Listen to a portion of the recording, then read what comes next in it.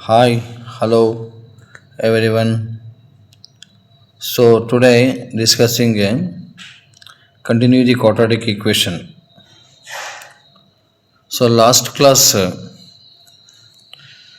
so we learn factorize this method and then find the roots of the quadratic equation. ನಾವು ಕಳೆದ ತರಗತಿಯಲ್ಲಿ ವರ್ಗ ಸಮೀಕರಣದ ಮೂಲಗಳು ಮತ್ತು ಅಪವರ್ತನ ವಿಧಾನ ಕಲ್ತಿದ್ವಿ.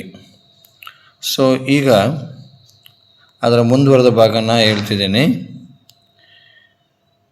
ಸೂತ್ರದ ಸಹಾಯದಿಂದ ಅಪವರ್ತನವನ್ನು ಬಿಡಿಸೋದು.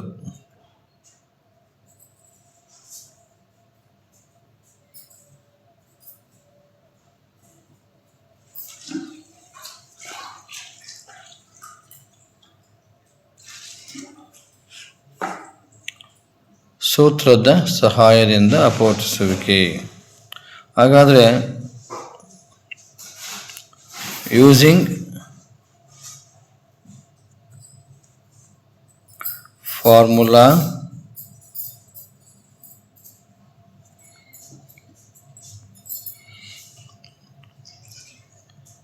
roots of the quadratic equation.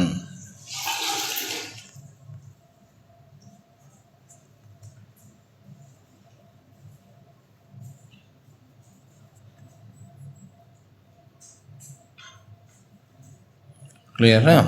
Okay. So ಈಗ ಒಂದು ಪ್ರಾಬ್ಲಮ್ ಬರ್ಕೊತೀನಿ, ಅದನ್ನು ಪ್ರಯತ್ನ ಮಾಡೋಣ. X square plus 3x plus 5 equals 0. ಸೂತ್ರನ ಯಾಕೆ ಹಾಕಬೇಕು?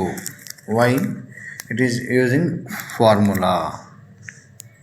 ಅದನ್ನೆಲ್ಲ ತಿಳ್ಕೊಳ್ಳೋಣ ಈ ಒಂದು ಅಭ್ಯಾಸದಲ್ಲಿ. So first x square plus 3x plus 5 equals 0 ಬರ್ತಿದ್ದೀನಿ. ಈ ಎರಡು ಚಾಪ್ಟರ್ ಈ ಎರಡು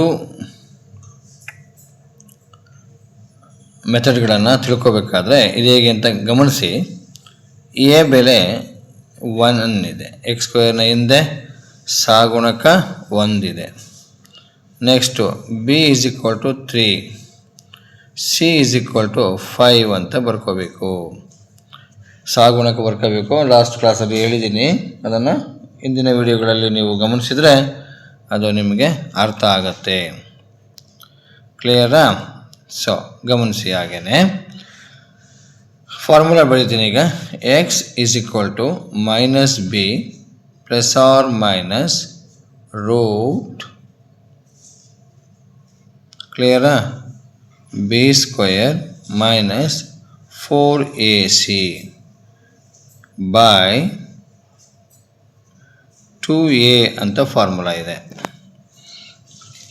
ಇದು ICSE ಸಿಲೆಬಸ್ಸಲ್ಲೂ ಮತ್ತು CBSE ಎರಡರಲ್ಲೂ ಇದೆ. CBSE ಹೆಚ್ಚು ಪ್ರಾಬ್ಲಮ್ಗಳನ್ನು ಕೊಟ್ಟಿಲ್ಲ ಈ ಸಲ, ಕೆಲವೇ ಒಂದೇ ಒಂದು ಎಕ್ಸಾಂಪಲ್ಸ್ ಮಾತ್ರ ಇದೆ. ಆದರೂ ಹೇಳ್ಕೊಡ್ತಾ ಇದ್ದೀನಿ, ಇದನ್ನು ಕಲ್ತ್ಕೊಳ್ಳಿ. ಸೊ ಬಿ ವ್ಯಾಲ್ಯೂ ನೋಡಿ ಎಷ್ಟಿದೆ, ಅಲ್ಲಿ 3 ಇದೆ. ಮೈನಸ್ ಹಾಗೆ ಬರೀರಿ, ಬಿ ಜಾಗಕ್ಕೆ ಪ್ಲಸ್ ಬಿಗೆ 3 ಬರೀರಿ, ಪ್ಲಸ್ ಆರ್ ಮೈನಸ್ ಹಾಗೆ ಬರೀರಿ, ರೂಟು ಕೂಡ ಹಾಗೆ ಬರೀರಿ. ಬಿ ಅಂದರೆ ಎಷ್ಟಿದೆ? 3 ಇದೆ ನೋಡಿ, 3 ಸ್ಕ್ವೇರ್ ಆಯಿತು. ಬಿಗೆ 3, ಬಿಗೆ ಸ್ಕ್ವೇರ್ ಇರೋದ್ರಿಂದ 3 ಸ್ಕ್ವೇರ್ ಅಂತ ಬರೆದಿದ್ದೀನಿ. ಕ್ಲಿಯರ್ ಆಯಿತಾ? ಅರ್ಥ ಆಗ್ತಿದೆಯಾ? ಸೊ ಮೈನಸ್ ಬರೀರಿ, 4 ಹಾಗೆ ಬರೀರಿ. ಎ ವ್ಯಾಲ್ಯೂ ಎಷ್ಟಿದೆ ನೋಡಿ, 1 ಇದೆ. ಕ್ಲಿಯರಾ? ಎ ಎಷ್ಟಿದೆ? 1 ಇದೆ. ಇಲ್ಲಿ ಚುಕ್ಕಿ ಇಡ್ಬೋದು, ಇಲ್ಲ ಇಂಟು ಇಡ್ಕೋಬೋದು ಹೀಗೆ. ಸಿ ಎಷ್ಟಿದೆ ನೋಡ್ಕೊಡಿ, ನಮಗೆ 5 ಇದೆ. So divided by 2 into 1. ಇದನ್ನು ಕಂಟಿನ್ಯೂ ಮಾಡಿದಾಗ -3 plus or minus root B ಅಂದರೆ 3 ಸ್ಕ್ವೇರ್ ಅಂದರೆ 9 ಆಯಿತು. 3ನ್ನ 2 ಸಲ ಬರ್ಕೊಡಿ. ಈಗಲೇ ಪಕ್ಕದಲ್ಲಿ ಬರೆದು ತೋರಿಸ್ತೀನಿ. 3 ಇಂಟು 3 9 ಆಗುತ್ತೆ. 3 3ಲ 9 ಆಯಿತು. ಓಕೆನಾ? ಅರ್ಥ ಆಯ್ತಾ?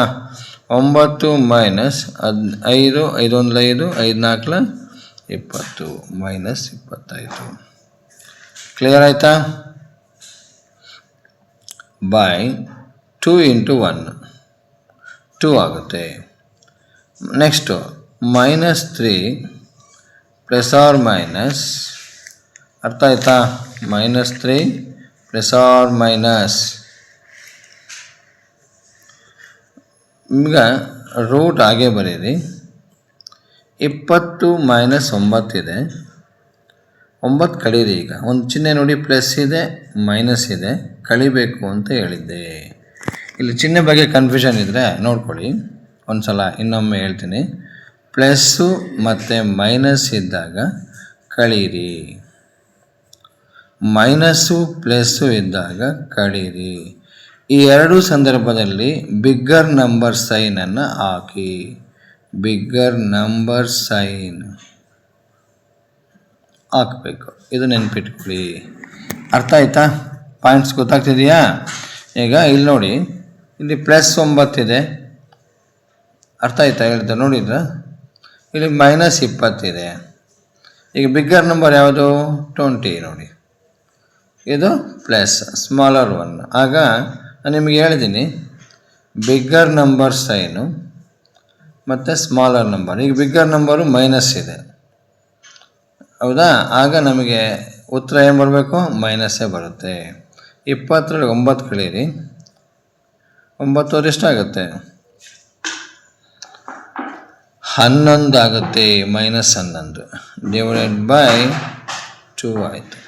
ನೋಡಿ, ಬಿಗ್ಗರ್ ನಂಬರಿಗೆ ಉಳಿಯೋದು 11 ಉಳಿಯೋದು ಬಿಗ್ಗರ್ ನಂಬರಲ್ಲಿ. 11ಕ್ಕೆ ಚಿಹ್ನೆ -11 ಈ ಥರ ಬಂತು.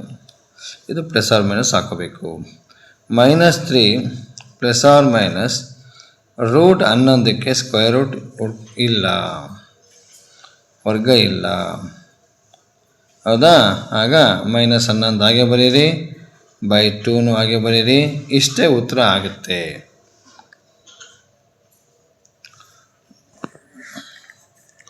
ಸೊ ನಾವು ಈಗೇನು ಮಾಡಬೇಕಪ್ಪ ಅಂದರೆ,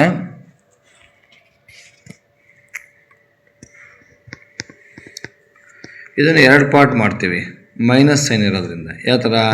ಇಷ್ಟಕ್ಕೆ ಲಾಸ್ಟ್ ಆಗುತ್ತೆ, ಆದರೂ ಇದನ್ನು ಮುಂದುವರಿಸ್ತೀವಿ ನೋಡಿ. -3 ಪ್ಲಸ್ ರೂಟು -11 ಬೈ 2. ಇಲ್ಲಿ ಒಂದು ಸಲ ಪ್ಲಸ್ ಹಾಕಿ ಬರೆದಿದ್ದೀನಿ. ಹಾರ್ -3 ಮೈನಸ್ ರೂಟ್ -11 ಬೈ 2 ಬರೆದಿದ್ದೀನಿ. ಈ ಫಾರ್ಮುಲಾನ ನಾವು ಯಾವಾಗ ಬಳಸ್ತೀವಿ ಅಂದರೆ, ಮೇಲೆ ಕೊಟ್ಟಿರುವ ಸಮೀಕರಣ ಅಪವರ್ತನಕ್ಕೆ ಬರಲ್ಲ. ಅಪವರ್ತನಕ್ಕೆ ಅಂದರೆ ಹೇಗೆ ನೋಡೋಣ ಒಂದು ಸಲ. ನಾವು ಬರ್ದಿರೋ ಪ್ರಾಬ್ಲಮ್ ನೋಡ್ಕೊಡಿ. ಅಲ್ಲಿ ಏನಿದೆ ನೋಡಿ, ಇಲ್ಲಿ ಇಷ್ಟು ಪ್ರಾಬ್ಲಮ್ ಇದು. ಕ್ಲಿಯರಾ? ಆಗ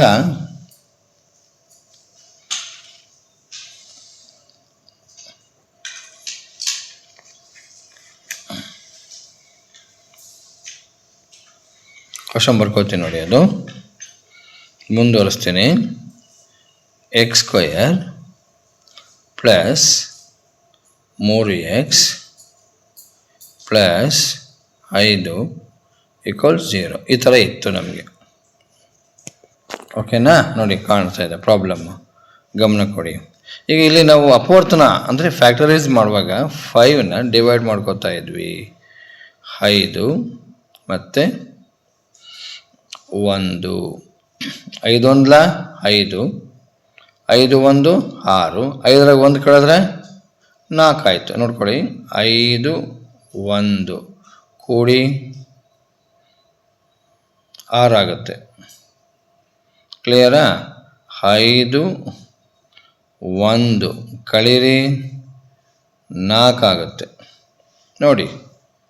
ಹಾಗೆ ಈ ಫ್ಯಾಕ್ಟರೈಸೇಷನ್ ಆಯಿತು. 5 1 5. ಈಗ ಇದು ನಮಗಿರೋದು ಒಂದು ಸಲ 6 ಒಂದು ಸಲ 4 ಬರ್ತಾ ಇದೆ ನೋಡಿ. ಆದರೆ ಮಿಡಲ್ ನಂಬರ್ ಏನಿದೆ ನಮಗೆ 4 ಇದೆ. ಇಲ್ಲಿ ನಾವು ಫ್ಯಾಕ್ಟರೈಸೇಷನ್ ಮೆಥಡಲ್ಲಿ ಬಿಡಿಸ್ಲಿಕ್ಕೆ ಬರ್ತಾ ಇಲ್ಲ ಈ ಪ್ರಾಬ್ಲಮ್. ಯಾವ ಮೆಥಡಲ್ಲಿ? ಫ್ಯಾಕ್ಟರೈಸೇಷನ್.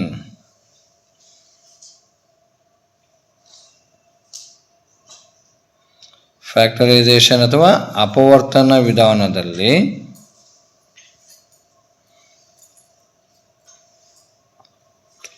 ಬಿಡಿಸಲು ಆಗುತ್ತಿಲ್ಲ. ಅರ್ಥ ಆಯ್ತಾ? ಈ ಕಾರಣದಿಂದ ನಾವು ಈ ಥರ ಪ್ರಾಬ್ಲಮ್ಗಳನ್ನು ಅಂದರೆ ಈ ರೀತಿಯ ಲೆಕ್ಕಗಳನ್ನು ನಾವು ಯಾವ್ದು ಮೂಲಕ? ಸೂತ್ರ ಉಪಯೋಗಿಸಿ. ಈಗ ಹೇಳಿದ್ನಲ್ಲ, ಈಗ x is equal to -b plus or minus root b square minus 4ac divided by 2a ಫಾರ್ಮುಲಾನ ಬಳಕೆ ಮಾಡಿ ಈ ಥರ ಲೆಕ್ಕಗಳನ್ನು ಬಿಡಿಸ್ಬೇಕಾಗುತ್ತೆ. ಓಕೆನಾ? ಅರ್ಥ ಆಯಿತಾ? ಇದು ಒಂದೇ ಪ್ರಾಬ್ಲಮ್ ಆಗಿದ್ದು ನನಗೆ ಈಗ. ಸೊ ಇನ್ನೂ 2-3 ಪ್ರಾಬ್ಲಮ್ಗಳನ್ನು ಹೇಳ್ಕೊಡ್ತೇನೆ. ಇದು ICSE ಮತ್ತು CBSE ಸಿಲೆಬಸ್ಸಲ್ಲಿ ಇದೆ, ಹೌದಾ? ಇದನ್ನು ನೋಡ್ಕೊಳ್ಳಿ, ಇದನ್ನು ಚೆನ್ನಾಗಿ ಕಲ್ತ್ಕೊಳ್ಳಿ. ವಿಡಿಯೋ ನೋಡ್ತಕ್ಕಂಥ ಎಲ್ಲರೂ ವಿದ್ಯಾರ್ಥಿಗಳಿಗೆ ಶೇರ್ ಮಾಡಿ, ಎಲ್ಲರಿಗೂ ಅನುಕೂಲ ಆಗಲಿ. Thank you.